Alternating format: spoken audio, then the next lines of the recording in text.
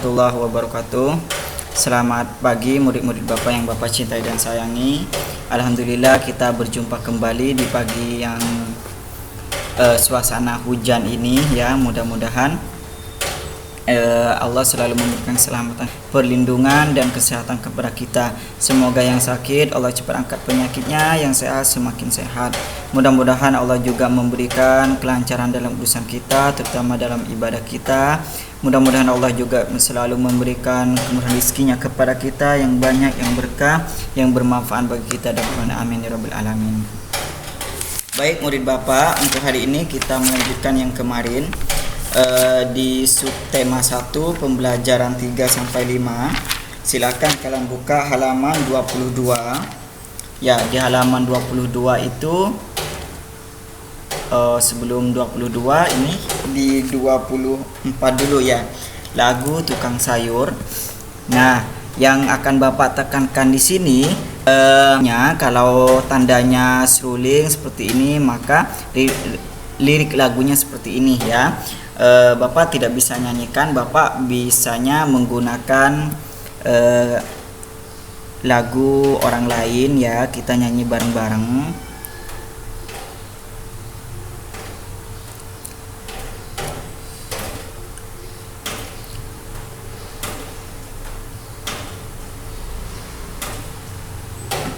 Nah, kita Miss Imas ya, karya Miss Imas.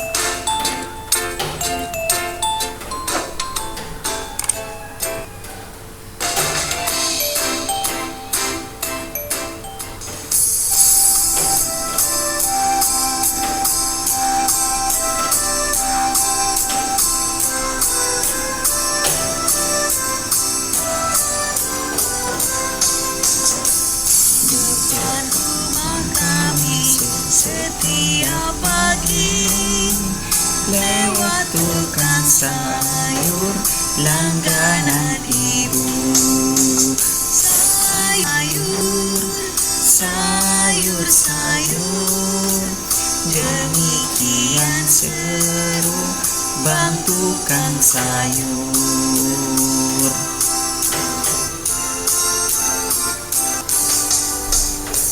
Dari rumah ke rumah tak kenal lelah, dijualnya sayur dengan ramahnya.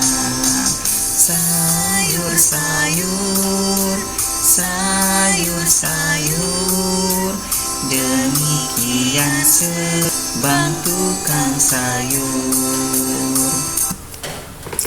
Nah, situ ada tandanya ya, tandanya jika menggunakan seruling gitu ya. Soalnya kalian yang ingat, soalnya di sini dulu pas tahun lalu soal tentang lagu itu banyak yang keluar ya, takutnya salah satunya ini keluar lagi ya. Oke, kalian cukup baca, dengarkan tadi lagunya, kemudian dibaca, lihat tanda alat musiknya. Oke, setelah itu kita masuk di pengolahan singkong ya. Hasil pangan kemarin sudah kita belajar. Pengolahan singkong itu ada di halaman 34 ya. Oke, singkong itu kalau kita sudah panen kemudian kita diamkan, maka dia tidak akan tahan lama gitu ya.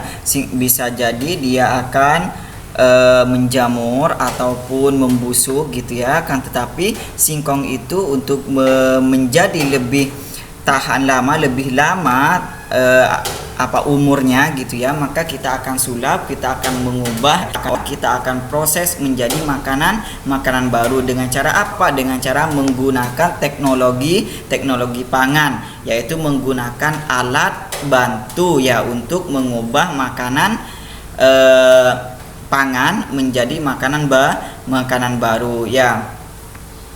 Makanan-makanan yang hasil makanan baru hasil singkong itu seperti apa? Di sini ada contohnya seperti gulai singkong ya, kemudian karak keliang ya. Ini makanan-makanan ini kalau dibungkus ya kemudian ditutup rapat bisa dijual, bisa tahan lama hingga ya sekitar 2 bulan atau 3 bulan ya. Kalau di Jawa itu terutama di Madura itu yang ada opak singkong ya, opak singkong itu enak sekali ya. Opak singkong bentuknya tipis, bulat atau segi 4 gitu atau segi panjang, itu namanya opak ya, singkong. Ini salah beberapa contoh yang bisa kalian temukan dari singkong gitu ya, olahan singkong. Kemudian sekarang kita masuk di olahan susu sapi. Susu sapi pun juga tidak akan tahan lama. Mungkin kita merasa maka dia akan tahan lama mungkin sampai 5 jam saja. Setelah itu dia akan bau, akan basi ya. Gizinya itu tidak dapat dinikmati lagi ya, gizi akan hilang. Tetapi susu itu bisa bertahan lama jika diolah menggunakan apa? Teknologi pangan, mesin tertentu ya. Kemudian bisa dikemas gitu ya. Salah satunya contohnya yaitu yogurt ya, kemudian keju, permen, mentega dan es krim dan lain sebagainya yang berasal dari susu. Susu itu diolah menggunakan teknologi pangan, kemudian dikasih ada yang menggunakan bakteri baik kayak yogurt itu menggunakan bakteri baik, keju menggunakan bakteri baik gitu ya, mentega gitu mereka diolah, setelah itu dikemas ya baru dipasarkan atau dijual, maka dia akan tahan lama berbulan-bulan sampai setahun pun ada. Kayak susu itu bisa setahun. Kemudian yang bagus, yang cantik, yang rapat biar tidak kemasukan udara. Kalau masuk khawatir udara itu membawa bakteri jahat, maka bakteri baik itu yang ada dalam susu itu namanya diperangi oleh yang jahat, kalah maka dia akan berjamur gitu ya. Contohnya kayak tempe saja itu kan kalau disimpan di freezer ya atau di kulkas gitu ya, maka tidak akan berjamur ya, akan tetapi jika ditaruh di luar maka dia akan terkontaminasi atau udara. Kalau luar itu ditaruh di luar, kemudian udara masuk, kemudian bakteri jahatnya itu melawan bakteri yang baik yang ada di tempe, maka tempe itu bisa kalah, bisa berjamur gitu ya.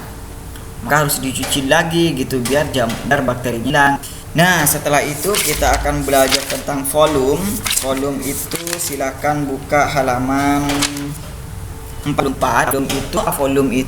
Volume itu apa sih? Yaitu ruang yang bisa ditempati suatu objek. Contohnya ini. Nah, ini ukurannya ml kayaknya ya. Ya, 600 ml, berarti volume botol ini 600 ml. Kalau dia masukkan air sampai 700 maka akan tumpah gitu ya. Maksudnya itu tidak muat karena volumenya, kapasitasnya ruangan ini hanya memuat 600 ml. Contohnya yang mungkin ini baru kalian ketahui ya, ini merupakan salah satu gelas ukur. Gelas ukur itu kalian nanti akan temukan di SMP di pelajaran biologi ataupun kimia di SMA ya. Ini nanti akan banyak kalian jumpai di sekolah kalian di lab biologi ataupun lab kimia ataupun lab fisika kayaknya ini di sini gelas ukur, kemudian ada angkanya ya.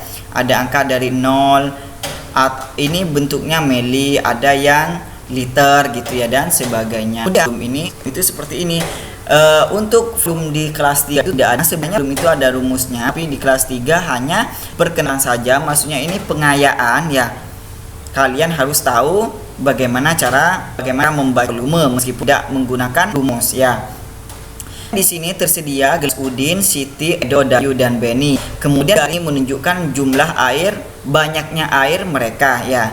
Kemudian di sini berarti kalau kita mengukur yang kecil itu adalah volume air Edo. Yang besar punya siapa Pak? Siti gitu ya.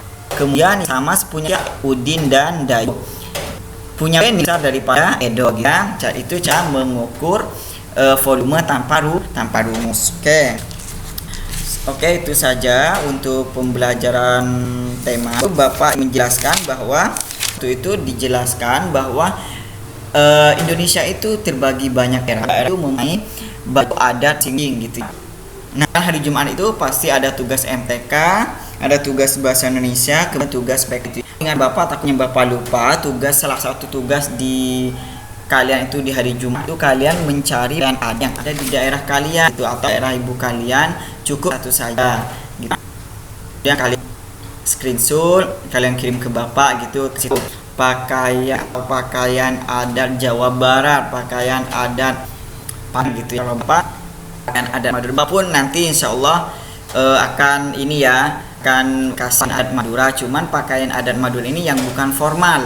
Pakaian yang Bapak itu pakaian yang biasa mereka pakai orang turis dan melihat kerapan sapi gitu ya Bapak. Nah, itu pakaian adat, salah satu pakaian adat juga merah putih ya, kebetulan Bapak. Oke, itu untuk materi tema. Sekarang Bapak lanjutkan ke materi akidah akhlak. Di akidah akhlak ini kita sudah belajar tentang setan dan jin ya. Kemudian untuk perkuat ingatan kalian akan nyuruh kalian itu menuliskan rangkuman di halaman 109 ya, 109 coba kalian tulis rangkuman ya, dari nomor 1 sampai nomor 7. Wassalamualaikum warahmatullahi wabarakatuh.